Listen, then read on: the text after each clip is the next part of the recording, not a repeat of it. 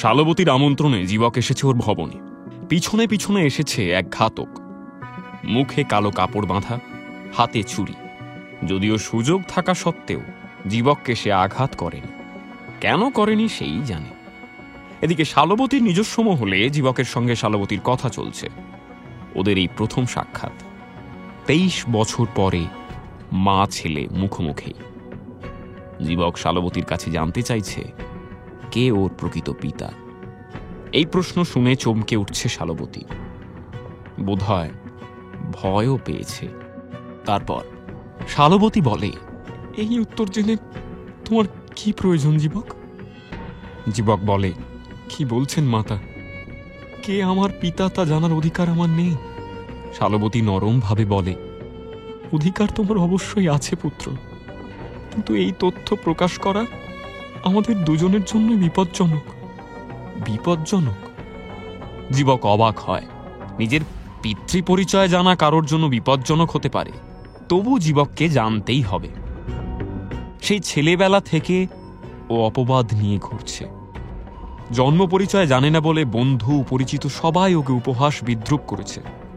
ভেবেছিল তক্ষশিলা থেকে স্নাতক হয়ে এলে মানুষ এসব কিছু ভুলে যাবে, ওর যোগ্যতায় শেষ পরিচয় হবে।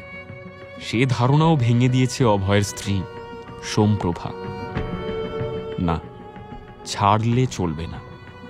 জীবককে জানতেই হবে ওর আসল পিতা কে। এদিকে এই আলোচনা যখন চলছে তখন অনেকগুলো কান খাড়া হয়ে আছে শালবতীর ভবনের দেওয়ালের গায়ে। কে জীবকের পিতা?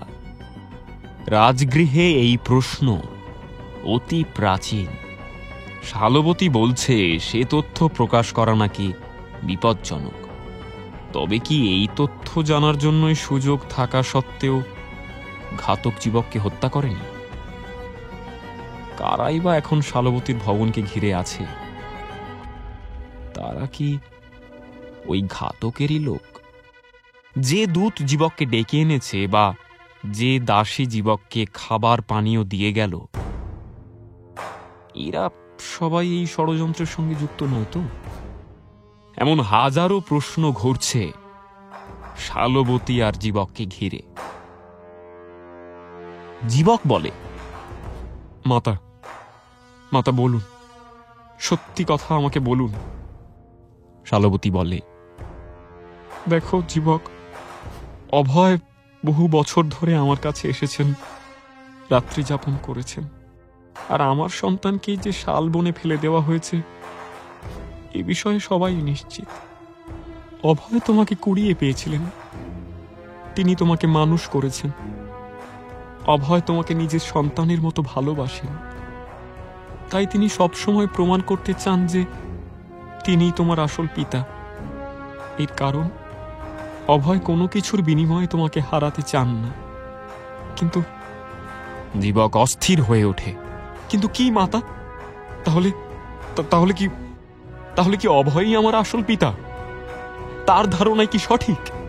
শালবতী কিছুক্ষণ চুপ থাকে, মাথা নিচু করে কি যেন ভাবে।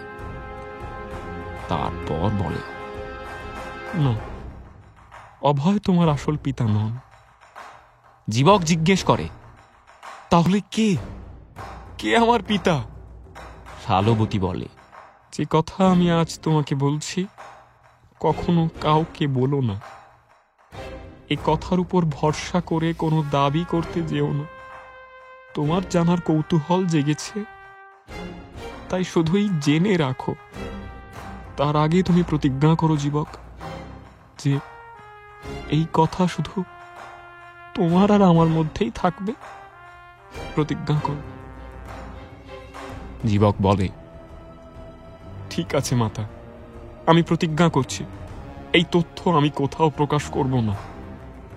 আপনি তবু আমাকে বলুন যে কে আমার আসল পিতা।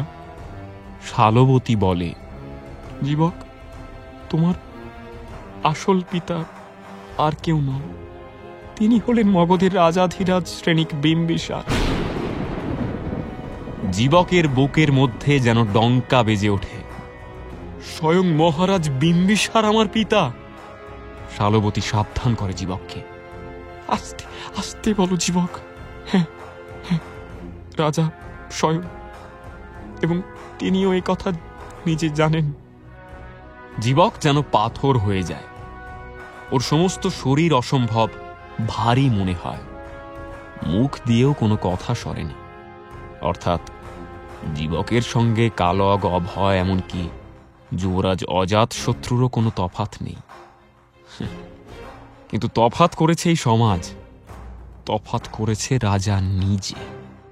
কালগ বা অজাত শত্রু বিম্বিসারের কোনো না কোনো রানীর সন্তান, আর প্রথম জীবনের সন্তান বলে বারাঙ্গনার পুত্র হওয়া সত্ত্বেও অভয়কে বিম্বিসার কিছুটা মেনে নিয়েছে। কিন্তু জীবকের জন্য এসব কিছুই বরাদ্দ হয়নি। হ্যাঁ, একটা বরাদ্দ রাজার পক্ষ থেকে হয়েছিল। তা হল জন্মের কয়েক প্রহরের মধ্যেই মৃত্যু। কিন্তু ভাগ্যের জোরে জীবক বেঁচে গেছে।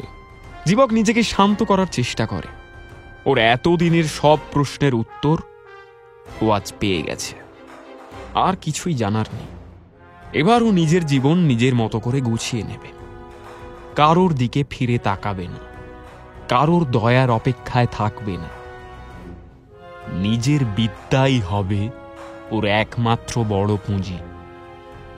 জীবক বলে, মাতা, আমি তবে আসি। আর হয়তো কোনোদিনও আসব না। আর চিন্তা নেই, আমি কোনোদিন কাউকে আমার মাতা বা পিতা বলে দাবি করব না।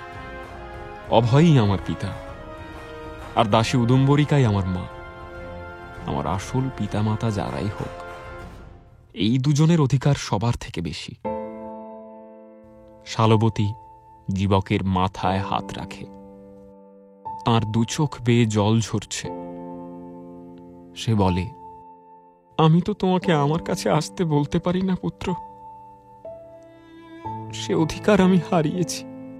শুধু এইটুকুই বলি, তুমি জীবনে অনেক বড় হবে জীবক। তোমার কথা সহস্র বছর পরেও মানুষ স্মরণ করবে। এসো পুত্র, দীর্ঘজীবী হও। এসো। জীবক ধীরে ধীরে বেরিয়ে আসে শালবতীর কক্ষ থেকে। বাইরে সেই দূত দাঁড়িয়ে আছে, তবে এখন ওর চোখ দুটো কেমন অদ্ভুত দেখাচ্ছে। দুপুরের বা সন্ধ্যার সেই আনুগত্য সেখানে নেই। জীবক একবার তাকায় দূতের দিকে, তারপর বেরিয়ে আসে শালবতীর বাড়ি থেকে, এবং আবার জীবকের থেকে ঠিক 20 হাত দূরে ছায়া শরীর জীবককে অনুসরণ করে। এখন জ্যোৎস্না আরো বেশি উজ্জ্বল হয়েছে। জীবক শালবনের মধ্যে দিয়ে এগোচ্ছে অভয় ভবনের দিকে। এবার জীবকের সন্দেহ হয়, কেউ যেন ওকে অনুসরণ করছে। মৃদু পায়ের শব্দ শোনা যাচ্ছে। শরীরের প্রতিটি রোমকূপ খাড়া হয়ে ওঠে। নির্জন বনের রাস্তা চাঁদের আলোয় কেমন রহস্যময় লাগছে। জীবক একবার ভাবে পিছন ফিরে তাকাবে, কিন্তু তাকায় না। ওর বুকের ওঠানামা বেড়ে যায়। নিজের বুকের ধুকধুক শব্দ নিজেই শুনতে পায় জীবক। শরীরের প্রত্যেকটি অঙ্গ প্রত্যঙ্গ সতর্ক হয়ে ওঠে। মুহূর্তের মধ্যে জীবক টের পায় পায়ের শব্দ দ্রুত হয়েছে। তার মানে যেই পিছন পিছন আসুক, সে আরো কাছে চলে এসেছে। সে যদি আক্রমণ করার উদ্দেশ্যে ওকে অনুসরণ করে, তবে এবারই ঝাঁপিয়ে পড়বে। আর ঠিক তখনই পিছন থেকে একটি আঘাত ধেয়ে আসে জীবকের ঘাড় বরাবর। জীবক বাঁদিকে সরে যায়, আর সেই ছায়ামূর্তি নিজেকে সামলাতে না পেরে সামনে চলে আসে। শালপাতার ফাঁক দিয়ে যেটুকু জ্যোৎস্না এসে পড়েছে, তাতে জীবক দেখতে পায় ঘাতকের হাতে ছোট আকারের ধারালো ছুরিকা। সেই ছুরিকা জীবকের বুকে তাক করে আবার হামলে পড়ে ছায়া শরীর। জীবক কোনো মতে নিজেকে সরিয়ে নেয়, কিন্তু পুরোটা সামলাতে পারে না। ছুরি জীবকের ডান বাহুর ধার ঘেঁষে চলে যায়। জীবক বুঝতে পারে অনেকখানি কেটে গেছে এই আঘাতে।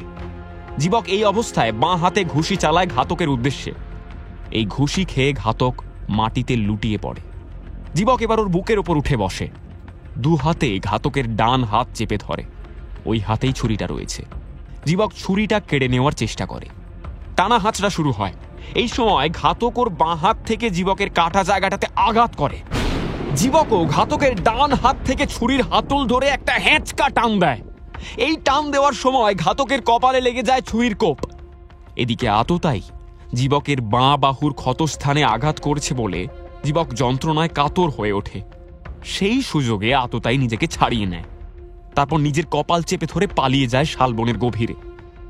জীবক কিছুক্ষণ শালবনের মাটিতে হাঁটু মুড়ে বসে থাকে, দাঁতে দাঁত চেপে যন্ত্রণা সহ্য করে। তারপর ধীরে ধীরে উঠে দাঁড়ায়। নিজের উত্তরীয়র কোণা ছিঁড়ে এক হাতে যতটা পারে ক্ষতস্থানে জড়িয়ে নেয়। তারপর ক্লান্ত পায়ে অভয় ভবনের দিকে এগোতে থাকে।